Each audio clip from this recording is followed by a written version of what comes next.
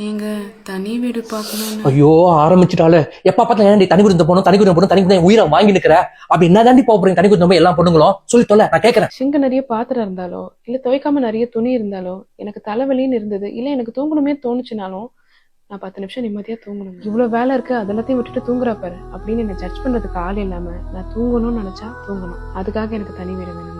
வீட்டுல ஒருத்தவங்களுக்கு இட்லி பிடிக்கும், இன்னொருத்தவங்களுக்கு தோசை பிடிக்கும், இன்னொருத்தவங்களுக்கு அடை பிடிக்கும். இது எல்லாத்தையும் செஞ்சு கொடுக்குற எனக்கு என்ன பிடிக்கும்னு யாருக்கும் தெரியாது. எனக்கு என்ன பிடிக்குமோ அதை செஞ்சு சாப்பிடறதுக்கு எனக்கு தனி வீடு வேணுங்க. அவ புருஷனே 2 தோசை தான் சாப்பிட்றா, ஆனா இவ பாரு எத்தனை தோசை சுட்டு சாப்பிட்றா. அதுல இவளுக்கு முட்டை தோசை வேற.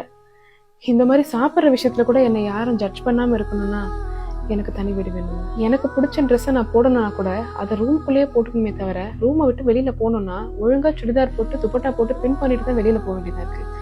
எனக்கு பிடிச்ச ட்ரெஸ்ஸை போடுறதுக்காவது எனக்கு தனி வீடு வேணுங்க. இங்க சோஃபால உட்காந்து சாதாரணமா டிவி பார்க்கணும்னா கூட வீட்டுல எல்லா வேலையும் முடிஞ்சிருச்சான்னு ஒரு தடவை சுத்தி பார்த்துட்டு அதுக்கப்புறம் தாங்க உட்கார வேண்டியதா இருக்கு.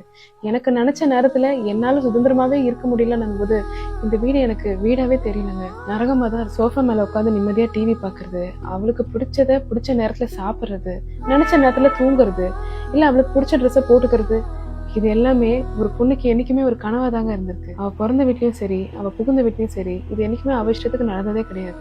இது எல்லாம் நடக்கணும்னா அவளுக்கு ஒரு தனி வீடு வேணுங்க. அவ எதிர்பார்க்குற இந்த தனி வீடு ஒரு சொந்த வீடா இருக்கணுமோ இல்ல பெரிய பங்களா வீடா இருக்கணும் கூட அவசியம் கிடையாது. அவளுக்கு பிடிச்ச மாதிரி ஒரு சின்ன சைஸ்ல ஒரு வாடகை வீடா இருந்தா கூட பரவாயில்ல. அங்க அவளா இருப்பாங்க. அவளை அவளாக இருப்பதற்கு அனுமதிக்காத இந்த உலகம் அவளை பற்றி என்னென்னவோ சொல்லுகின்றதே.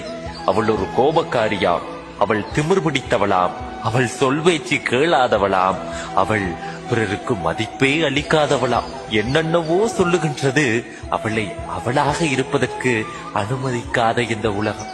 ஆனால் இந்த உலகத்திற்கு ஒன்று விளங்குமா என்று தெரியவில்லை. நாம் நினைப்பது போல் இல்லாமல்